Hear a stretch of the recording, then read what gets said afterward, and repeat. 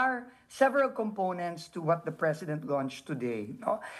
The first most important component is the clearing of waterways. There are more than 120 waterways. These are esteros, these are major rivers in the Greater Metro Manila area, stretching from Bulacan all the way to the east in Rizal, all the way to the south in Cavite and Laguna.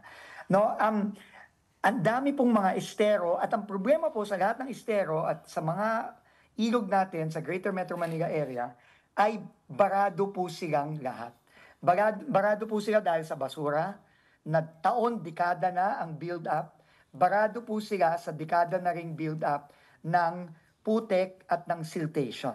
No, at dahil po doon, napakababaw na po ng ating mga ilog, ng ating mga estero, at hindi na po nakakadaloy ng mabilis at ng tama ang tubig, lalong-lalo na kapag tag-ulan at bumabaha.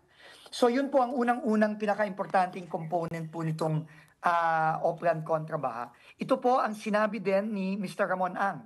Nung nag-offer po siya nung nakaraang mga buwan, sinabi niya, hindi ako magpapabayad, gagasusin ko on my own, pero kailangan tumulong ang gobyerno. So, ito na po ang ginawa namin. Dati po kasi ang San Miguel, they've been doing this for, I think for the last 5 to 6 years already, no?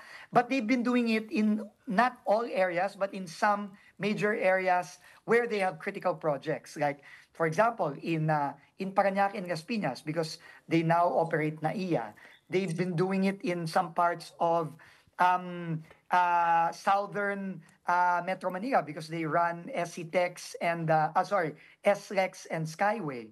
So, kailangan po talaga ito, ang pinagplanuhan namin itong nakaraang isa't kalahating buwan, together with the private sector, with Mr. Ramon Ang specifically, with Mr. Manny Pangilinan, and even with the group of Mr. Ricky Razon, is we pulled together all the possible resources of both the government and the private sector to really do this on a very, very wide scale and for a consistently prolonged period of time, which the President said is 9 months. So that's essentially between now and the next rainy season. No, so tuloy-tuloy po ang gagawin natin dito.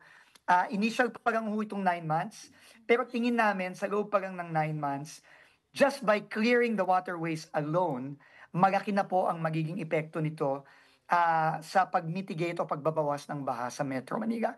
Pero meron pa pong ibang components ito na kailangan ding gawin. No? So if you allow me to continue quickly lang. The other component, second, is we have to, unfortunately, clear the waterways of illegal structures that have been built. This includes informal settlements, and this also includes, very sadly, DPWH infrastructure. Oh. That was put in. Ito po yung mga flood control na actually nakasama pa imbes na makabuti. Okay. So we will have to, then the President gave the green light na kung ang isang ginawa ng gobyerno, kunyari isang flood control sa Quezon City halimbawa, at ito ay pinoint out na rin ni Mayor Joy Belmonte, kung ito ay nakasama imbes na makabuti, kailangan to gibain. Kasi kailangan padaluyin nating mas mabilis at ng mas maayos ang tubig. No, kasi nakasama pa itong mga to. So we will have to make those difficult decisions in the next few months. And then the last one is we have to fix all the non-operational pumping stations all over the Metro Manila area. Marami pong hindi gumagana, unfortunately. Halimbawa po, kanina pinakita namin sa screen yung simultaneous na pagsisimula ng rehabilitation ng Sunog-Apog pumping station na ginawa noong 2017, natapos noong 2020, but since 2020, hindi pa to gumana.